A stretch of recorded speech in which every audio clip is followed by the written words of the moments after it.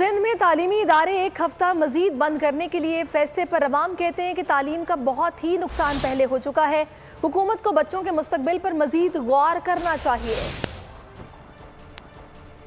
سب سے پہلے تو اس بات کا بے انتہا دکھ ہے کہ سندھ گورنمنٹ دیکھ ہی نہیں رہی کہ بچوں کی تعلیم کا کس قدر ضیاع ہو رہا ہے۔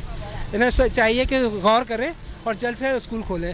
بچوں کی تعلیم کا تو افیکٹ پڑ رہا ہے، ظاہر سی بات ہے، بچے جب اسکول نہیں جائیں گے، گھر پہ بھی بچے جو ماحول بن گیا ہے بچوں کی وجہ سے ماں باپ بھی پریشان ہیں، ایک تو ظاہر سی بات ہے اسکول تو کھلنے چاہیے۔ اقدام جو ہے نا میرے حساب سے تو صحیح نہیں ہے، اس کی وجہ یہ ہے کہ بچوں کی جو تعلیم ہے نا وہ ویسی جو ہے وہ خراب ہو چکی ہے اور مزید ہو رہی ہے۔ یہ فیصلہ جو وزیر اعلیٰ کا ہے کہ بھائی ویکسینیشن کارڈ دکھوائیں اس کے بعد ہی ہم جو ہے وہ ادارے کھولیں گے، یہ سراسر جو ہے نا وہ کون سی منطق کی بات ہے۔